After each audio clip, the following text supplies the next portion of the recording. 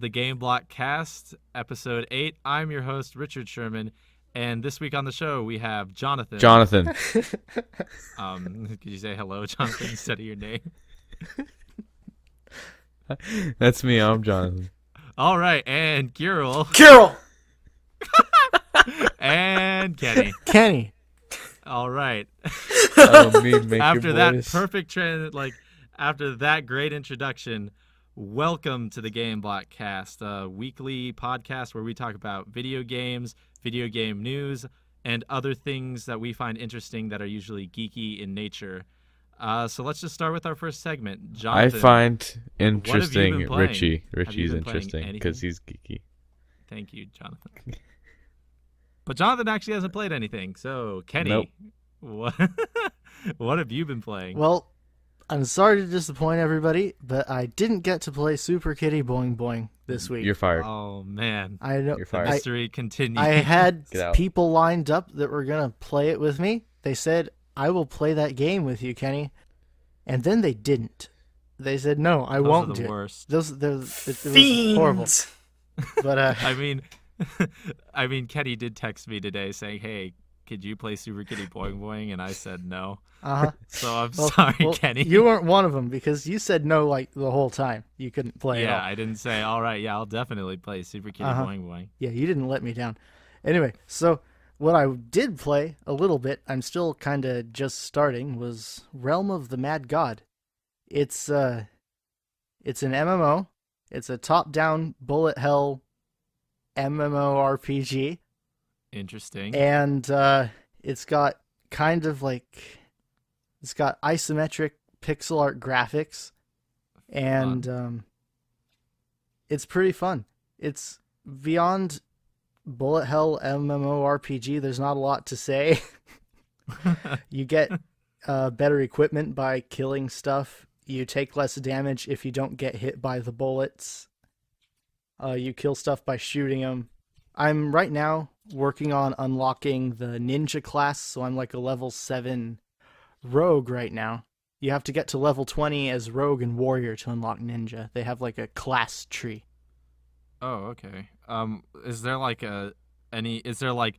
loose, you're the chosen one story MMO, or is it like... Not as far as I know. As far as I can see, it's really easy to start playing because you create an account, it's free, and then you just log in, and then you're playing. You're in the hub, and you can go through a portal and start fighting stuff right off the bat. There's not a lot to it, but it's a fun way to waste time. And it's free. Isn't that what video games are for, though? Yep. And then... Is there a mad god? I'm not there yet. The few times I made it, I actually walked into the Godlands. I just kind of died. Nice. So, yeah, it's pretty tough, but it's pretty fun. A game that I've been playing more seriously though lately is Miitomo. Oh man, that game looks so good. Yeah, I know. I got the Japanese. I imported it from Japan on iTunes because you can lie about where you live, and then you can get foreign apps, and it's pretty fun. So far, I haven't been able to play with anybody, so all I do is dress up my me and answer personal questions. I'm up to like 150 so far. Oh my God. Wow. I've only skipped about 20, and it's because I don't know any of the up-and-coming female vocalists. I don't have an opinion on them because I never listened to them. And I only skipped answers I couldn't answer. Yeah, but it's pretty fun dressing up your me and answering personal questions. So right now, is it just like one of those Bratz games you play online on like a web browser? No. It's pretty much, I mean, come on now. It's pretty much what that is right now. A little bit, but from what I understand, your friends can comment about the things that you like, and their me's will actually show up on the chat and actually say what they feel. Right, Yeah, but Kenny can't do picture that boy. yet. So, right, for him, it's just a Bratz dress-up game where he answers questions. There's a little more. So the me customization was improved slightly. They didn't actually, I don't think they added any new facial features or hairstyles or anything. But like Kiral said, you can change the pitch and tone of your voice. You can change your speaking style too. They've got several options. And that adds another small layer of customization to your me, which was pretty fun. And also, sorry, Kenny, but you also have a thing called Me Photo. Yes. And Kenny sent me a couple of images yesterday. They were pretty funny. Kenny can describe what it is. Oh, well, so if you ever played Wii Music, which if you haven't, you shouldn't. It's true. You can, you get to customize your album artwork by pasting me's onto the album cover. You get to put text and stuff on. This is like way beyond that. In Me Photo, you get to put up to 5 me's, even your friends' me's, I think. And you get to put them into the photo. You get to put them in one of dozens of poses. There are so many poses. There are 4 unique sitting poses, like 4 running poses, couple flirty poses, happy poses, praying poses, pleading poses, so many poses. And you put them in these poses, then you arrange them, you rotate them and make them bigger, and you can put them on different backgrounds, you can add text, you can do so many different things. And at the end, you can send people these pictures. Can you actually like use your own photos? Yes, you can, but at least for backgrounds, I believe, yes. Yeah, because I'm just thinking the potential for like different things people will do with that. Like, you know, like they could just have a picture of the Eiffel Tower and put their me in front of it and say like, look at me, I'm in France or something. Yeah. Weird, funky things like that. And of course the internet will just go crazy probably with those things. But I'm really excited about that part. Yeah, it's pretty cool. They're asking questions I never even thought about. Like, what did I have for dinner last night? That was one of the ones I skipped because I forgot. And they have more personal questions. One of them was, I can't remember. And my phone is on the other end of the room, so I can't tell you about all the questions. But they have they're interesting questions, and it'll be very interesting hearing what all of you have to say to all these questions. Yeah, isn't there also like a Me Pachinko game? Yeah, yes, there is. It's a Me drop. Yeah, so first we need to talk about accessories. So you can go. Oh, you're right. You got a Me, and instead of just having a shirt or instead of just having a dress like you used to, which is kind of boring. That's how it used to work. You now have all the accessories. There are so many shirts, more shirts than I can count. You get pants, you get socks, you get shoes, and then you get like scarf type accessories and hats. And all of these things you need to buy with whatever Miitomo coins you have. Miitomo coins, I forget what they're actually called, so I'm calling them Miitomo coins. You can get them by answering questions, making friends, and otherwise participating in their social network.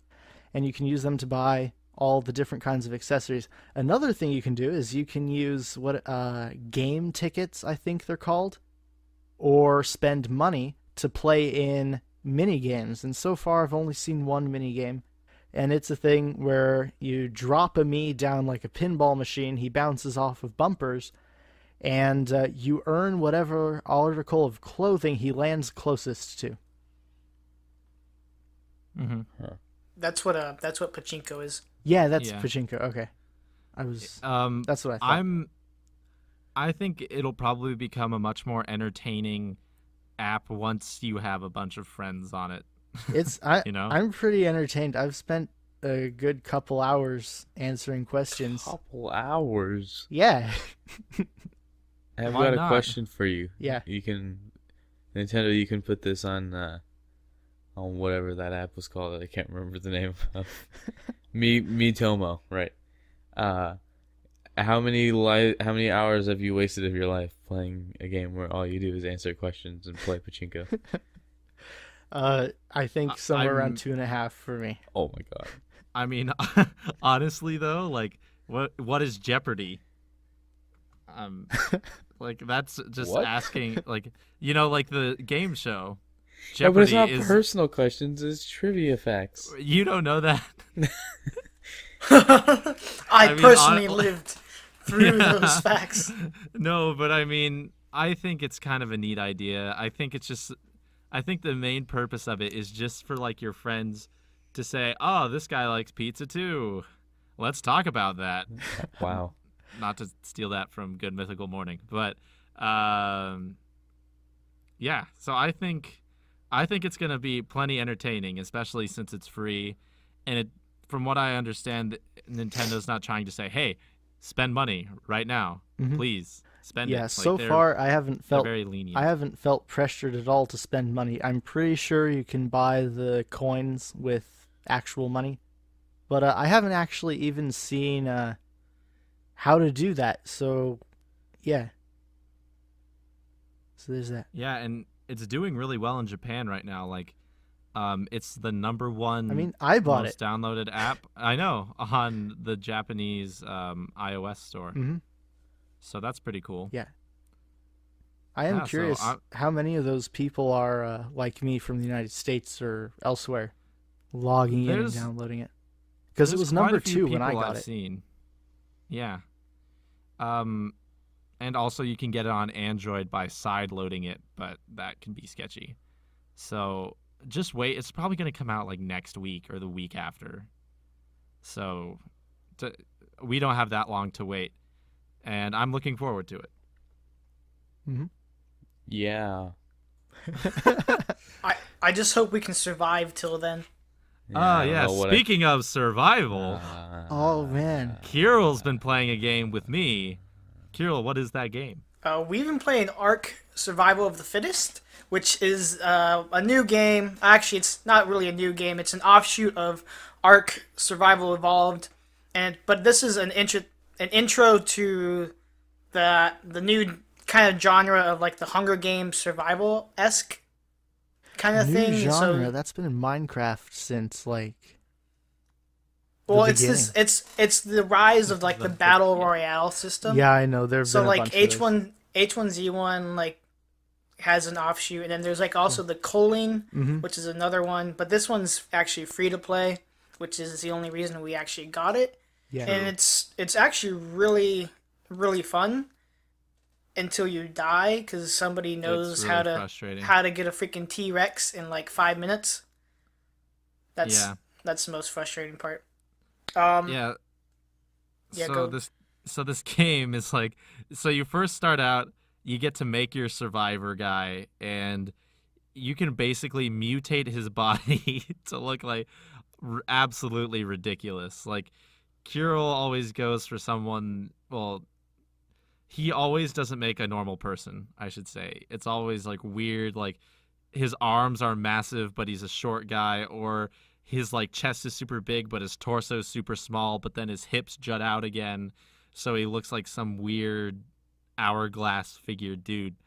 And it's really funny to see that, and this game is crazy because it starts just like the Hunger Games. Like, you'll start in the middle of the map and then just run towards the middle to grab supplies and hopefully not die and run back out and try to live. Yeah. And all the while there's like a force field that slowly gets smaller and smaller going towards that center area. And so everybody's eventually pushed to that center area after the course of time, which is like between 45 minutes and 2 hours. This is the typical like game time. Yeah, the reason why that is depending on like how many people you want on your tribe at any one time. Like, you can choose from free for all, 2-man teams, 4-man teams, and 6-man teams, right? 6? Yes.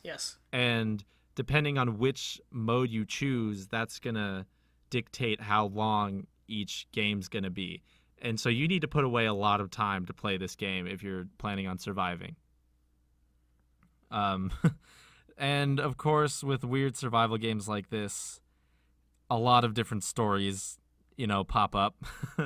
The first couple times me and Kiral played, we actually got swarmed by giant mosquitoes and died. Because there's random evolution events that come up. So there's like acid rain, herbivore drops, which is where it just 10 herbivores just drop randomly from the sky, and they come on. And mammoths. Yeah, well, I mean mammoths are herbivores, but yes, same thing.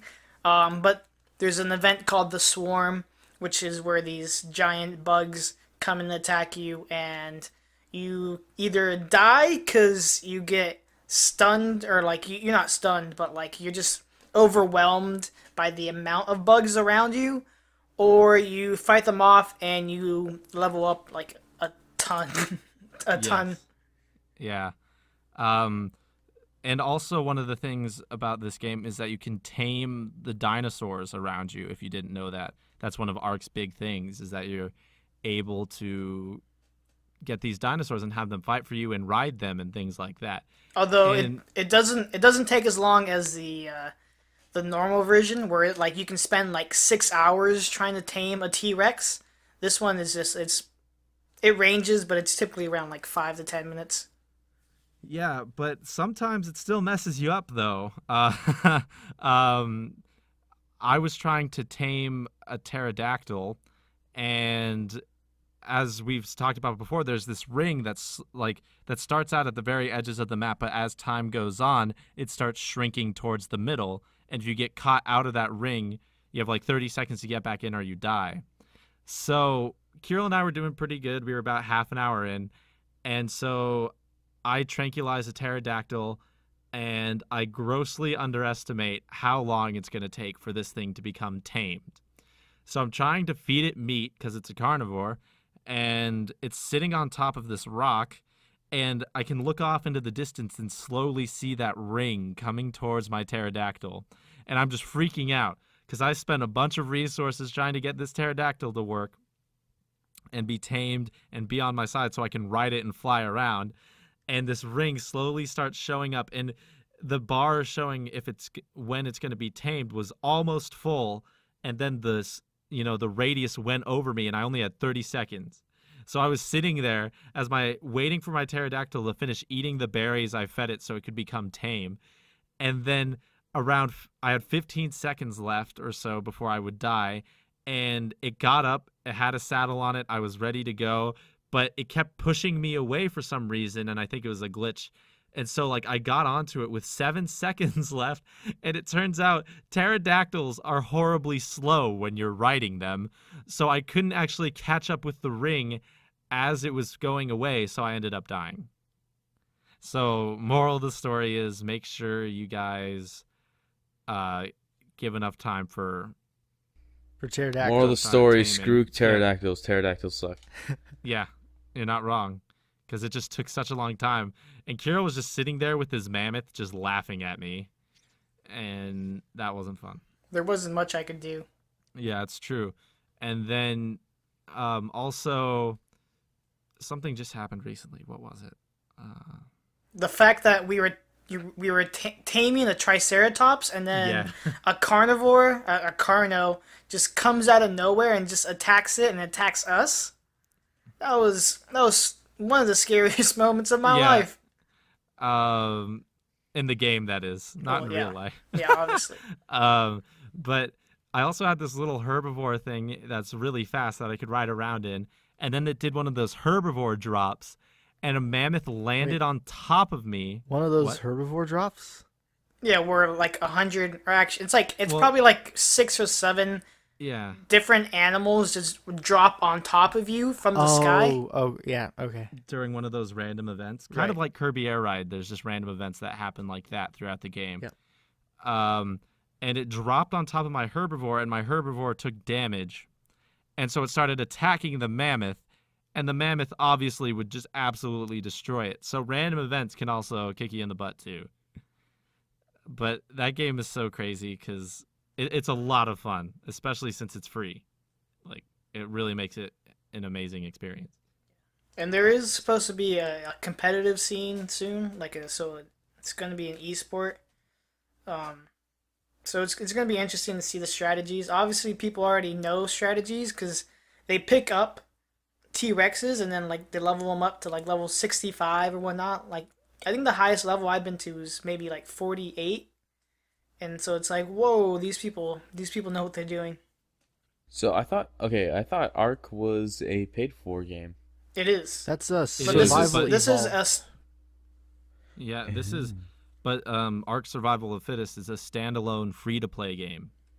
And I don't know if they're going to implement anything that makes you pay. But... I'm pretty sure they're going to implement some sort of monetization, because otherwise, this is.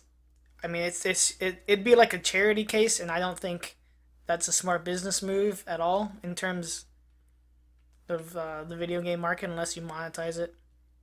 Yeah, so it's a fun game, so get it while it's free, I guess. Is that it? Everyone good? Yep. Yeah. All right. Moving on. News. Hey. I think the big news... Sorry, we didn't do it, so I just had to. Yeah, I know. But, so big news. The PSVR has been given a release date and a price. Oh, wow. So the PSVR is going to come out in October. Not an actual. They don't have an exact date. I don't know why that was so hard to say. Exactual. They have an exactual date. Well, actually, they don't. So October. And it's going to be $300. No, it's going to be $400. $300. Hold up. $400. But it's going to really be $500 because to get the most optimal experience, you need to have the PlayStation camera and 2 Move controllers. It says it requires the camera, but the 2 Move controllers are highly recommended. Yes, but I mean, I'm pretty sure you can just get away with using your DualShock 4 controllers. And I'm a little confused on this. Is it its own standalone thing, or do you need to plug it into a PS4? You probably need to plug it into a PS4. Yeah, There's no way they're going to release a that's what I thought. or $400 or $500 thing that can play games and is also VR. Yeah, I know. So a lot of people are thinking this is what's really going to set the VR world on fire, is a cheaper VR device. And so what do you guys think about that? Do you think this is what's going to make VR the normal gaming thing, or do you think it's just going to be part of the craze? I think it might bring it to a lot more people, but at this price point, I'm curious about the quality. I had an opportunity to try an HTC Vive just recently, and it was amazing. The updated resolution, whatever they did with the lenses, was super good. And it's the most expensive. The tracking was excellent too. It worked throughout the whole room. And I'm not sure how well this will stand up to it. I've been happy enough with my developer kit too, even if it's around there. That's pretty good, but I'm pretty much just curious about how the quality is going to be. Well, if the quality is good, I think that's going to be good for especially for PC gamers that want VR, because that's going to force other companies to be more competitive about the price. Because so far the best we've got is a $700 VR headset, basically. Something like that, yeah. So I really want to try VR as well, but that's really a pricey thing. Yeah, I know, and I don't know how to feel about this as a PS4 owner and everything. I'm not completely sold on VR yet. And I know there's some pretty incredible things you can do with VR, but this is probably my best shot at actually having some sort of VR device, is this PSVR sort of thing.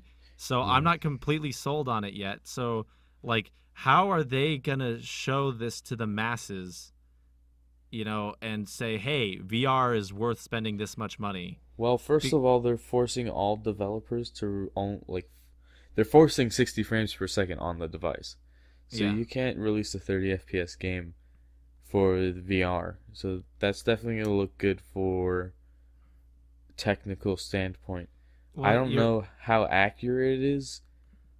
We can't really know.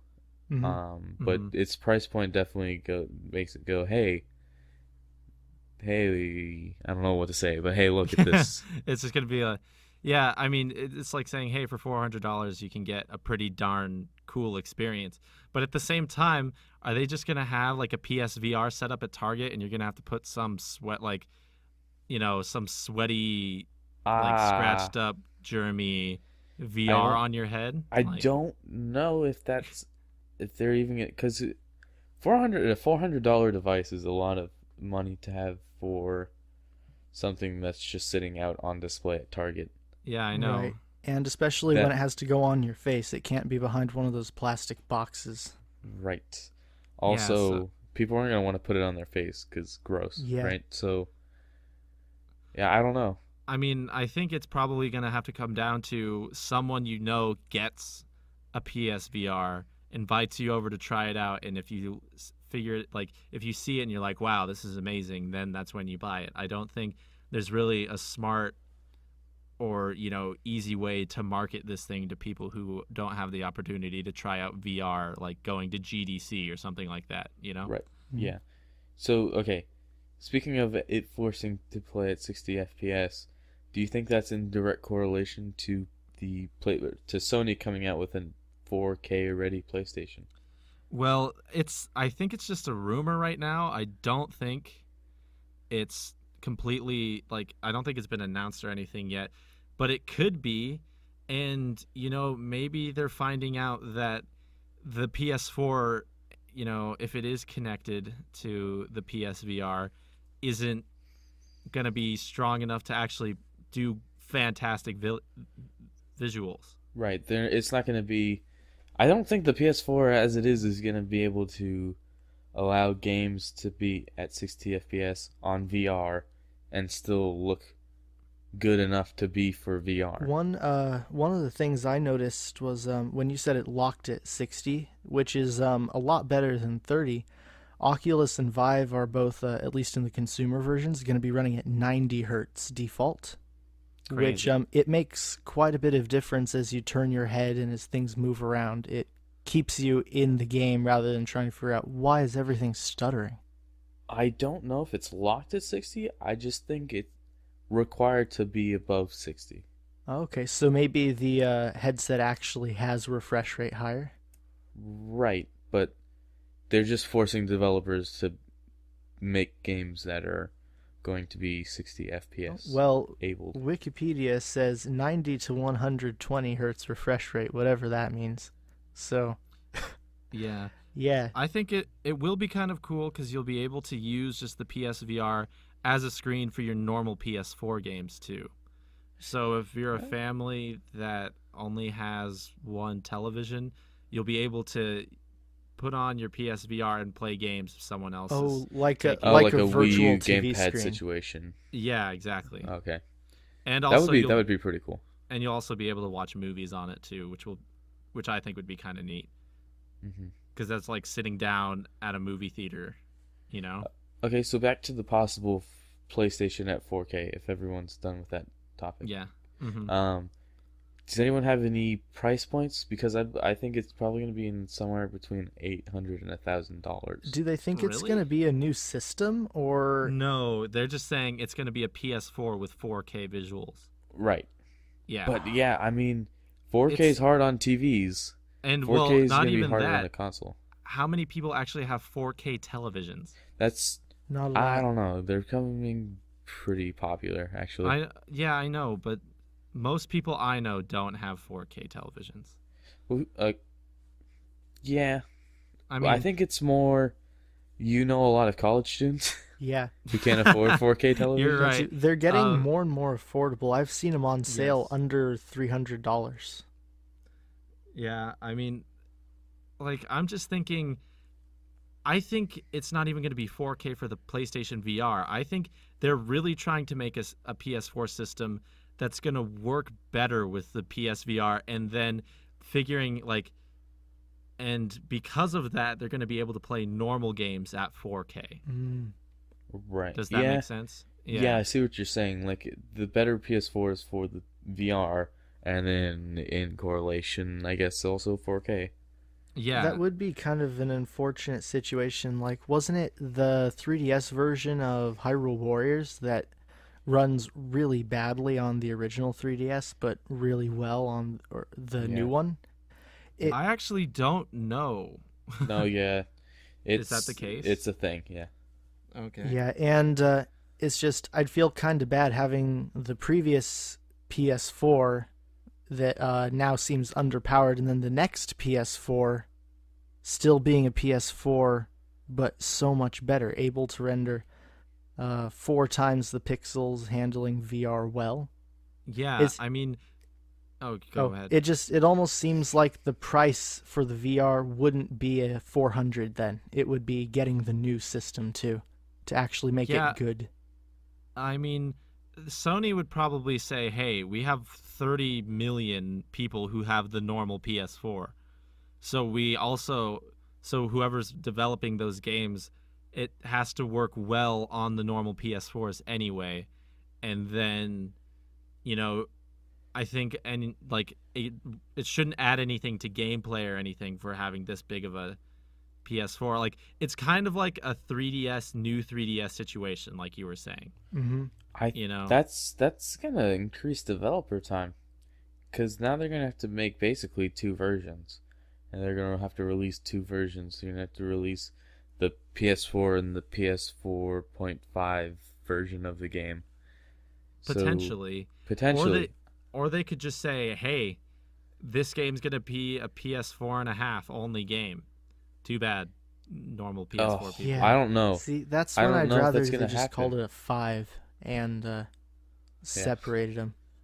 But it is a rumor, though. We don't even know if this is true. Yeah. Okay. Anyone else done with this topic?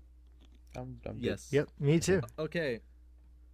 Speaking of PlayStations, just kidding. It's a Microsoft news story. Wait, Microsoft wants to go cross-platform with Sony PlayStation. Yeah, they want to do it with starting with. Well, Rocket League can already do it, right? Well, I think I read something there, because I mean Rocket League can already cross-platform between PS4 and PC. So obviously it's possible. Oh, yes. But they're talking about cross-network play integrated into Xbox Live. Yes. That's that too. Different. Yeah, and the thing is that even though Microsoft's open to it, doesn't mean PlayStation is. Right. Yeah, because they're winning. They don't need Microsoft. Yeah. No, they don't. Microsoft needs them. The CEO of Microsoft said, I think CEO, someone at Microsoft said that the hardest part isn't even the technology, it's the business aspect of it. Yes. So that's going to be interesting. I know Microsoft really wants to do it, but Sony might be like... Well, see, Sony had a statement about it saying like, oh yeah, we've worked with cross-platform things in the past, and they said basically it's like they're interested in it, but I don't think it's their top priority right now, especially since they're trying to push PlayStation VR. I think not being their top priority probably means no. I don't see I can't see how they would benefit from having the few Xbox Ones on the planet being able to play with them. Especially in Japan. Uh-huh. The Xbox One has sold so poorly in Japan, it makes the Wii U look good. Yeah. Yeah. But yeah, so I think that's interesting. I think if it did happen, that would be really cool, just because then you could have any console you want. And if your friend has a PS4 and you have an Xbox One, it's not the end of the world. Oh yeah, that'd be super nice. And because if the NX is the way it is, the way it's rumored to be, and it's going to be as powerful as the other systems, and if Nintendo somehow got in on this deal and the whole, gaming network was unified, then I wouldn't have to buy any other consoles except for maybe a PC, and that would be awesome. Yeah, I would really like just to have a PC if I could. Yeah. Maybe a Nintendo console, but... Yeah, exactly. A PC and a Nintendo console, that's really all I need. Mm-hmm. So yeah, that'll be interesting to see. Microsoft's been like a wild card lately. Like they're just throwing stuff out there and doing what they They're want. desperate. It makes it, and they're not even doing that bad. No, they're not doing about the best. on par with the Wii U, and they've been around a year less, at least Xbox wise. I mean, it's really weird.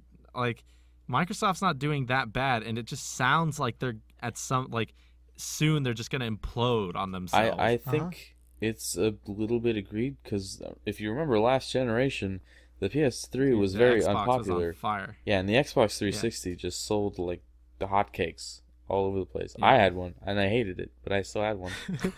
Yeah. I mean, the way I see it is that they probably projected that the Xbox One was going to sell as much as the Xbox 360, and when it ended up not doing that, they were like, well, we're failures. Like the Wii and the Wii U. Yeah, but Nintendo's not like, all right, we got to talk to Sony, we got to talk to Microsoft, we got to unify everything, we got to liquefy all our bank accounts. They're just pretending everything is okay. We got to make things computer compatible. Yeah. I just think Microsoft's kind of going about this the wrong way. Nintendo is going to the mobile market. I don't think out of desperation at all, but they are moving. They're not jumping ship, but they're... Well, yeah, that's why Satoru Iwata, God rest his soul, last year announced the NX. Announced the prototype name or whatever, because he didn't want his investors to feel like, hey, they're moving to mobile. That means what if they're not doing a home console? And that's the main reason why he talked about NX. Especially since it's coming out in 2017. Okay, Kiral, we don't need to talk about this right now, but 2016. So I just think they just were trying to say, hey, we're going to the mobile market, but we're still dedicated to making console games. We're not abandoning the home console market. Which is good, because it needs to stay alive. Yeah. It needs to stay alive, and we need bizarre, oblong, kind of ellipsoid controllers with edge-to-edge screens. The segue is real. Oh my goodness, Kenny with the all-star segue. There was a photo announced of a photo of the NX controller, and this is a rumor. It may not be real. I'm kind of hoping it's not real, but it's a photo of an ovular. Wait, is that the right word? It's an ellipse. Yeah, it's an ellipse. An elliptical controller. No, ellipsoid, I think. An ellipsoid controller that's all screen with two thumbsticks in the middle. Yeah. Well, not in the middle, but off to the sides. Yeah, where each of your fingers would go. With scroll wheels for bumper buttons. Oh. Yeah. And that's, which, sounds weird at first, but the more I think about it, the more it makes sense to have scroll wheels as bumpers. Why not? As long as you can still click them in, it's just more functionality, and it's probably easier than trying to do accurate pressure-sensitive ones. Like think of it this way, in Final Fantasy Crystal Chronicles, to go through your command slot, you have to hit L and R. Yeah. But now you can just scroll through your inventory really It'll fast. be like Minecraft on the scroll wheel. Exactly. And I don't know how I really feel about this controller shape. Really uncomfortable. It looks, that's what I thought. But at the same time, it's also, if it is a real thing, it's also a developer kit, and a developer kit looks fairly different from the finished product. Because I don't know who looks at that and says, I want to hold that for 8 hours, and you'll just end up having claws for hands. Well, although we haven't seen the back. Nintendo did release the SNES controller, which is that exactly, except less screen. Yeah, I know, but I feel like your hands are going to get in the way of the screen. Oh yeah. Yeah. I don't know.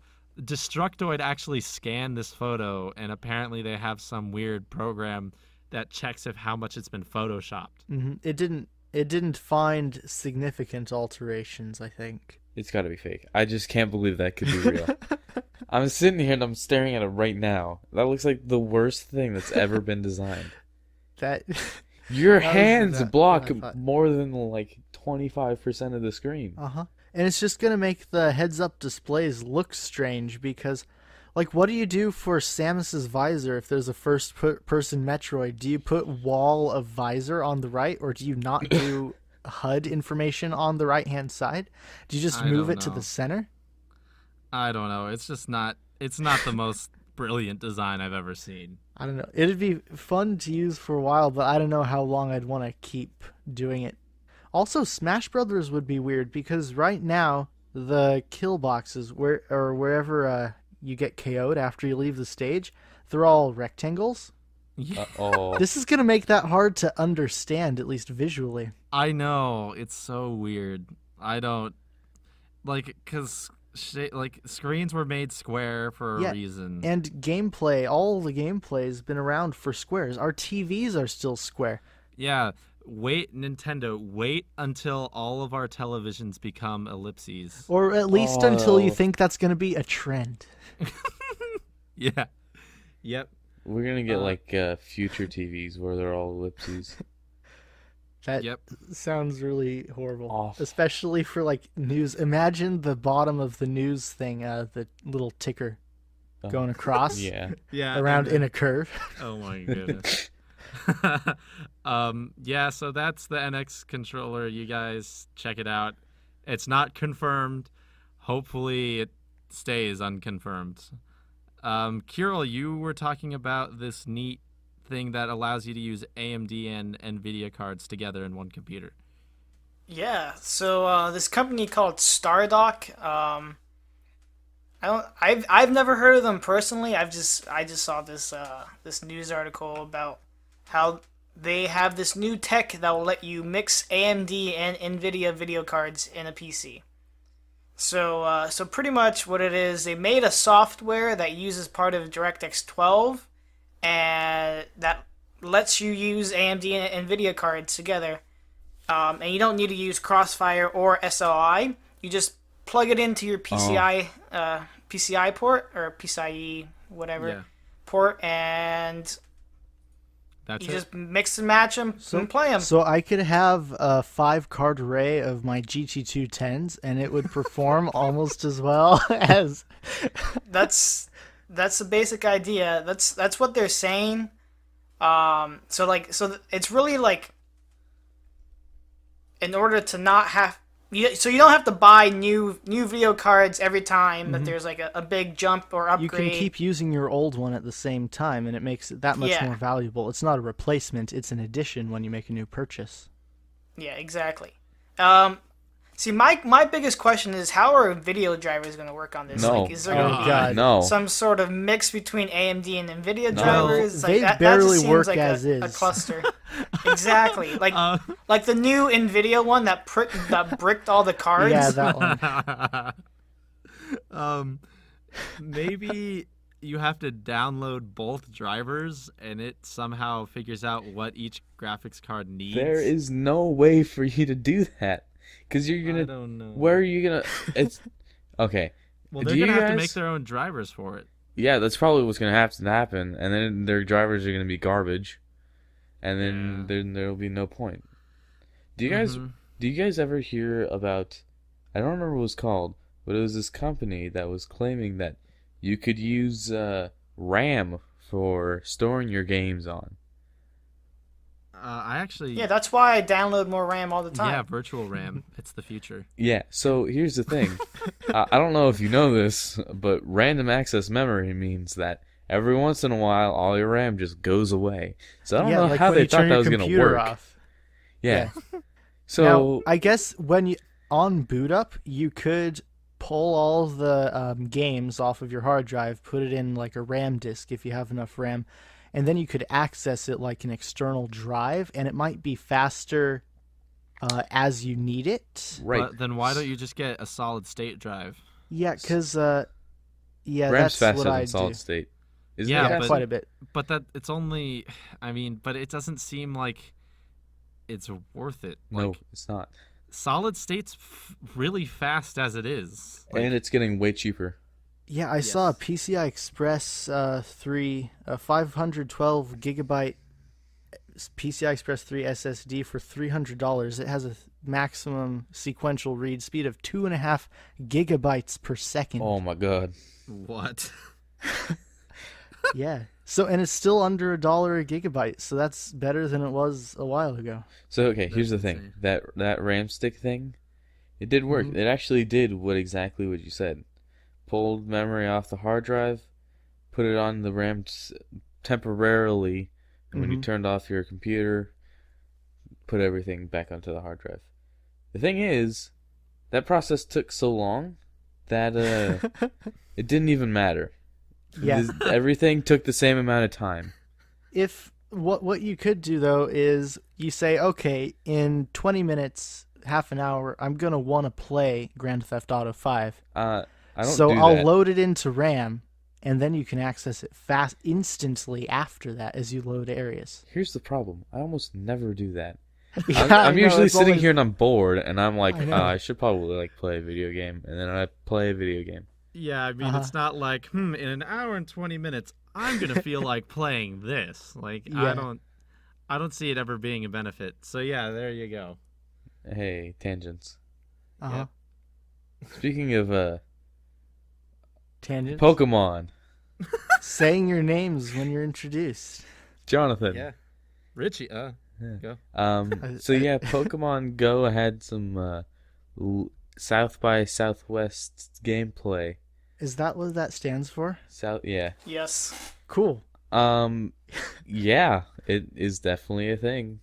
Pokemon Go's. So it wasn't officially published, but somebody leaked horrible cell phone footage of apparently a demo of the iPhone or mobile phone app.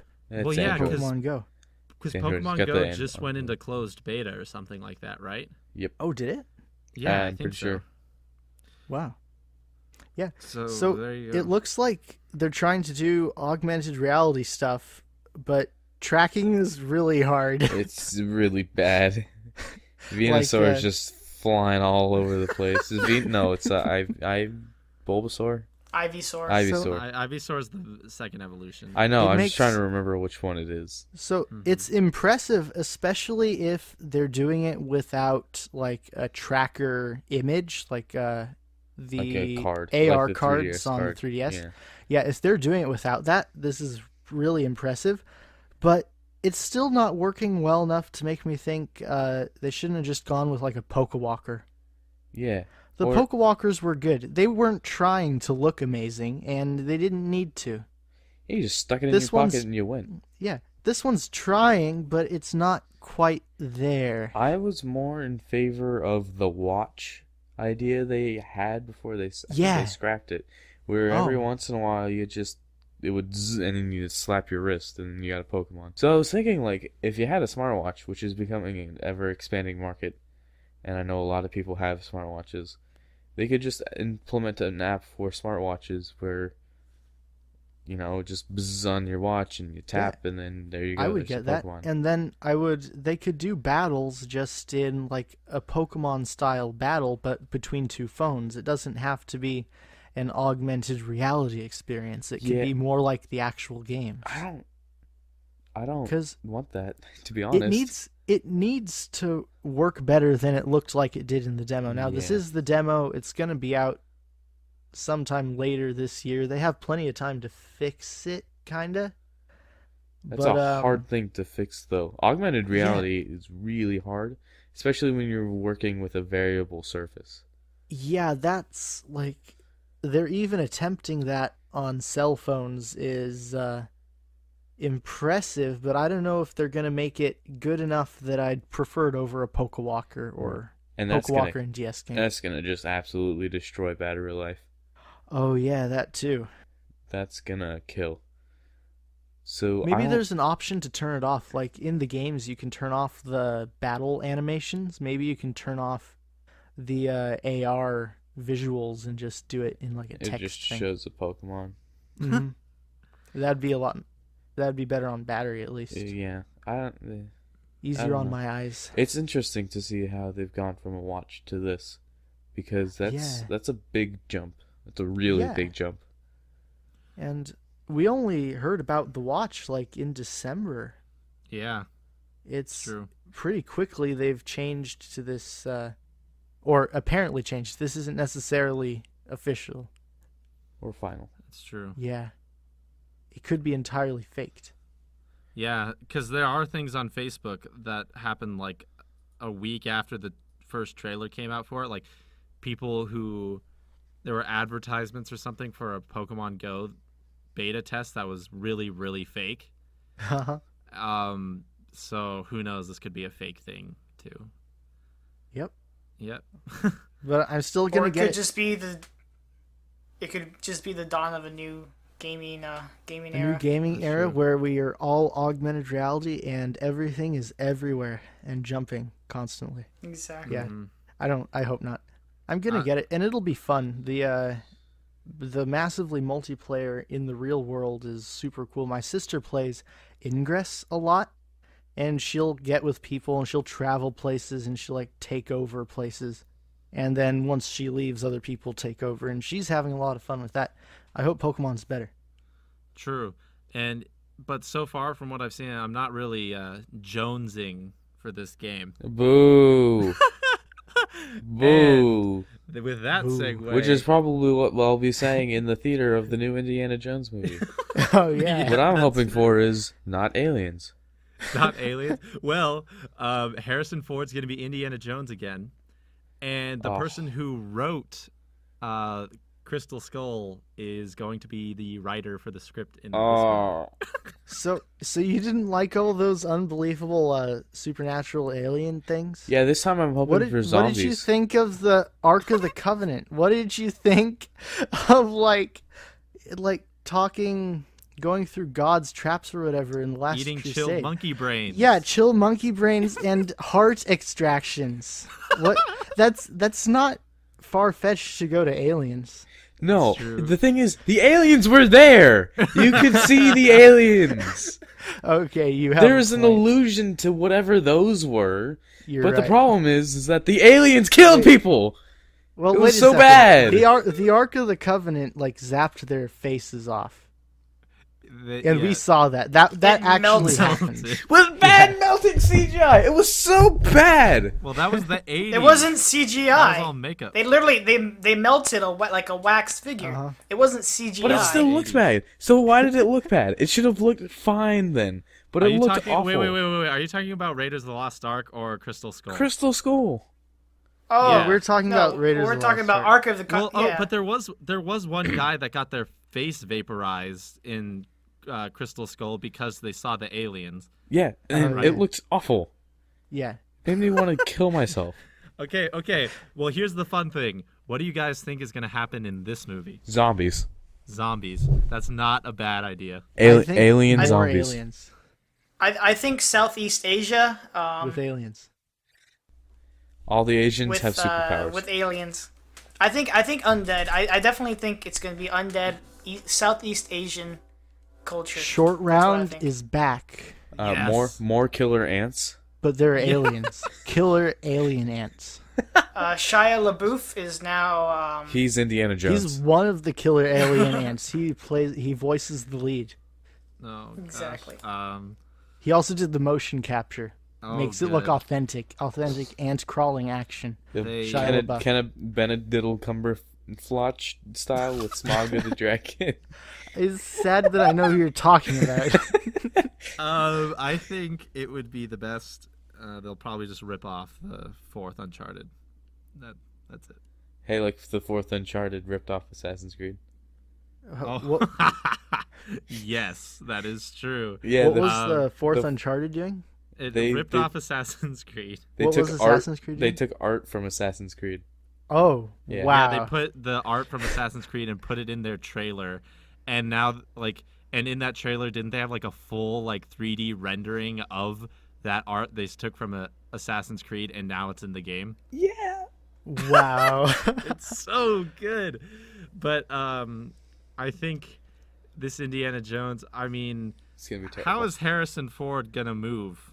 He's in his 70s. Dude, he could barely move in Star Wars. Yeah. He moved a bit. He did move a bit, but he ran for 10 seconds, and then that's kind of it. He didn't even run. He waddled uncomfortably. Yeah. Especially, he's also been in a plane crash recently. I know. Whoa. Yeah, he broke his leg on set. So yeah, I mean, I love Harrison Ford, and all the movies he's in is pretty darn good. But I just don't know if he's like He's the to take right a less age for action Indiana role. Jones. He just needs Like, to be the do you wise think- old man. Do you think his son is gonna be there, and he's gonna pass the legacy down to him, and he's gonna have his own spin-off series or Shia set LaBeouf of better not sequels? be Indiana Jones. That's all I'm saying. Some people are saying it's gonna be like Crit- it's gonna be like his grandson Weird. that's gonna get the new torch Yeah, well, rather than you know, because the setup of Shia LaBeouf. Yeah, well, a year ago, there was rumors that they were just going to completely reboot the franchise, and it was going to be Chris Pratt, the guy that was Oh my gosh! Whoa. Star-Lord in Guardians of the Galaxy. And there's actually an image online. Someone like rendered his face in to an Indiana Jones picture, and he looks really good for the part. Like, well, he's a pretty amazing actor, so. Yeah, so I think Also, he's dreamy. What? I didn't see that. Well, I think honestly that this is going to be an interesting experience. It'll be fun to watch once. I'm pretty sure. I about mean, that. yeah. I mean, so like, what time period? Because the Crystal Skull was the 50s. People Wait, are what? saying 60s. Yeah, I was thinking 60s too. No, 2030.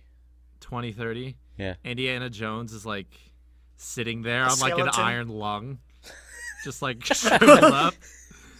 Like, I mean, like, I have to go on an adventure now. And he dies. The end. and then you just see his fedora drop to the ground, and it's like the end. He died, and the aliens So he revived turned him into a present day. neckbeard? And he tips No, with his well- fedora one more time and goes, Well, "Murady," no, and then it falls off and he dies. No. What if this movie is just him, just like a 2-hour like archaeological like class, It's because just he like is a a college documentary professor. on archaeology. What? You got me singing along. Archaeology. Yeah, no, like, because he is a professor. So like, what if he just gives like a 2-hour like lecture? But in the That actually- end, you I'd be realize that all of interested. his fidgeting, all of the things he did, was saving the world, but no one could see. At the end, you have to go watch it again, and you understand every move he made was significant. Oh my god. I would actually watch that. You would watch a 2-hour movie twice about Harrison Ford giving an archaeological class. I almost watched both the black and white Pokemon movies. Oh my god. Because they're slightly different. Then I realized most of it was the same. There were like very specific scenes that were different, so I I mean- googled just the different scenes. To be fair, most college classes are 2 hours twice a week. Yeah, they shouldn't be that. They So should be 50 there you minutes. go. It fits perfectly in the time slot. Oh yeah, So I mean, it would be great in archaeology because they could even have different versions to substitute for different lectures, and then so that you're not actually missing anything. and then they could do like whip action, because he can like whip the kids that are like not paying attention. God. Or like whip the phone out of some student's hand. It's the 1960s, you dummy. Or the 2030s. They won't have phones. They'll have like Yeah, the Phones 2030s in will their be him on brains. an iron lung instructing class still. Like, I mean, come on. It will be his consciousness uploaded to the digital presenter. they'll be uploaded Yes. to OneCloud and then And his presented in voice front is of everyone. Microsoft Sam, Oh god. or whatever the narrator's voice is. Oh god. You know, it'll be fun. Yeah, if it's anything like what we want it to be, it'll definitely be a good time. Yeah. I hope that he finds another innovative use for refrigerators. Surviving nukes, Yeah. keeping food cold and fresh. And the possibility of Superman attacks. Superman attacks. Superman attacks. Because speaking of Superman attacks Superman attacks. and Superman attacking Batman, Batman v Superman is coming out. we March weren't 25th. speaking of those things. Yeah, I know, but now we are. But we needed a segue, and Indiana Jones was getting old. Yep. Yeah. Well, You know, he this- is really old already. You know, they're saying the new Indiana Jones movie could be the dawn of a new actor's acting era. Get it? Yeah. I mean, it's just us saying this, Oh, but man. God. Okay. Batman v Superman: Dawn of Justice, out March 25th. Are you Batman guys 5 excited about Superman. this movie, or are you guys just or What are your thoughts? I forgot it existed. I'm more excited for Civil War. True. Can we talk about Civil War? Pretty much. Spider-Man's going to be in Civil War. He's also going to be in Batman v Superman. Just kidding, he's not. Because the trailer would have spoiled that already, because that's exactly what the first trailer for Batman v Superman did. Like, I don't know. Like, the plot's already all out there. I mean, I don't know what they can do that's spontaneous rather than, like, the Green Lantern popping up out of nowhere and just saying, hey, let's start a team. Jesus Christ comes and he turns them into wine. That would definitely be a plot twist. I mean, I didn't expect that. I wouldn't expect it either. Now I will. Yeah. Like, it'll just pan over to some sunlight going through clouds. I'll be like, it's Jesus! Any moment now! No! I mean, that Jesus is the only thing that will save this movie. I'm just kidding. I'm actually excited for it. I don't really care. I think... Is it the same writer and director of Man of Steel? I don't know. Kiral, do you know? I haven't checked. I think it might be Zack Snyder. I think it is. I think while I'm more excited for the new X-Men and the new Civil War movie, you know, like we've been talking about, but I think this is probably DC's most action-y, Marvel-esque like superhero movie they've made in a long time. You know? Because I mean The Dark Knight was definitely a superhero movie and stuff, but it was super dark.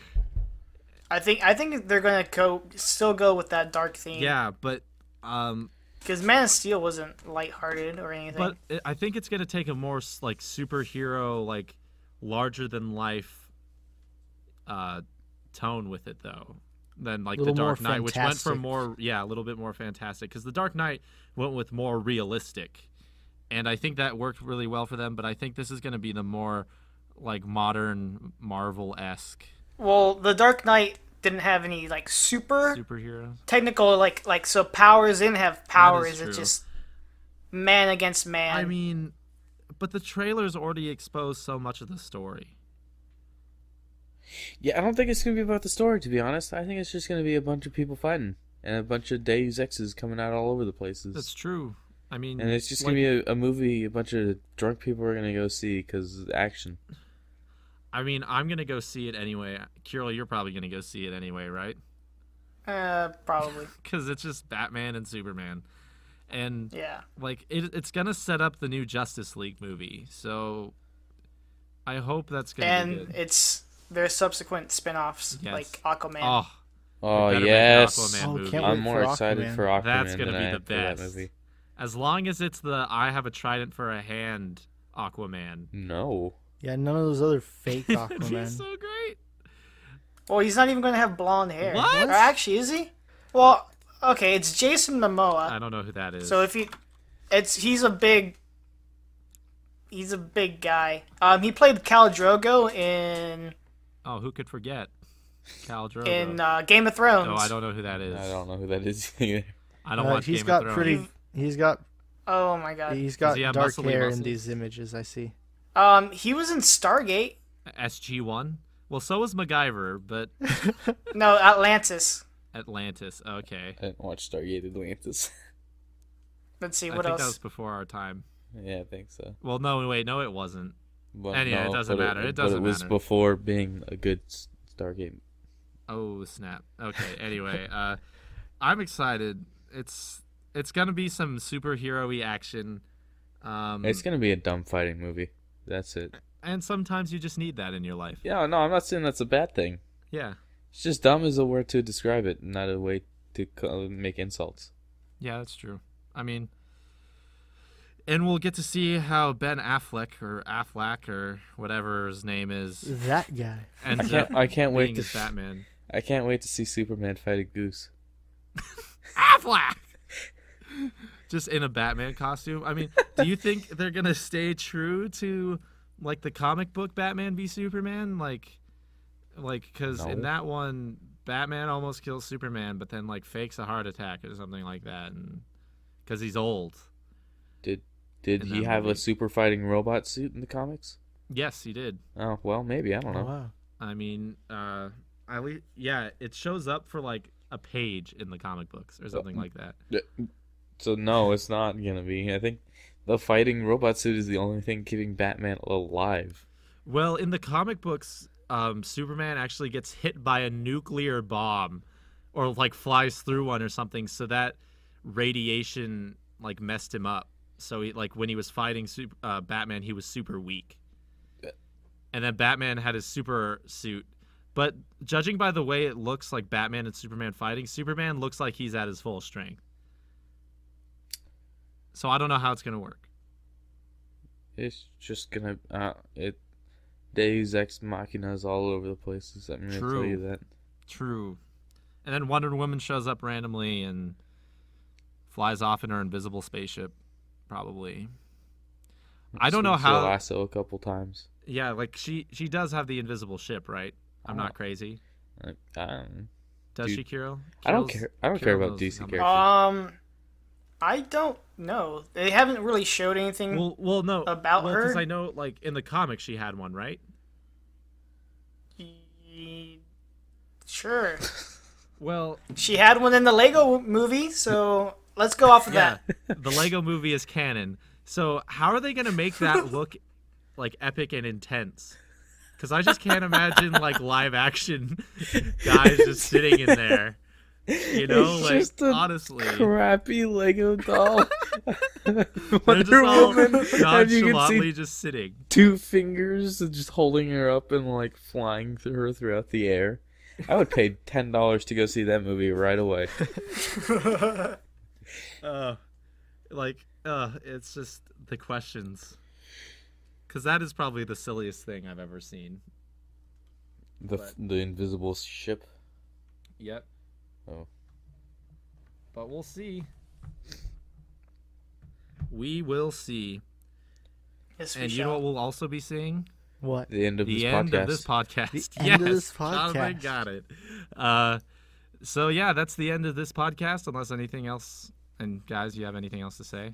I forgot to tell you how good Mii's look in HD on your phone screen. They look super sharp and good. Awesome. And Kenny, everyone's dying to know, will you talk about Super Kitty Boing Boing next week? I will do my best. I will force the people at school to play with me if I have to. Oh, man. All right. Well, with that, thank you guys for listening to this episode. It's been quite a good one, in my opinion. If you guys want to check us out in social media, we are both at Facebook and Twitter at GameBloc.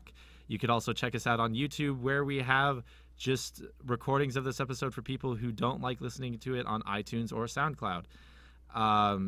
Also at GameBloc. And we also have our GameBloc blog, which is pretty cool. We haven't updated it in a while, but we should do that soon. And thank you guys for listening. The GameBloc blog is run by Bob Blah Blah. With his Bob Blah Blah blog. Bob blog, blah blog. Yes. Okay, anyway. Thank you guys for listening. See you next week. Goodbye. I love you. No, he doesn't. No, I don't. I'm in a relationship. I'm sorry. Oh, I can't believe I'm cheating on you.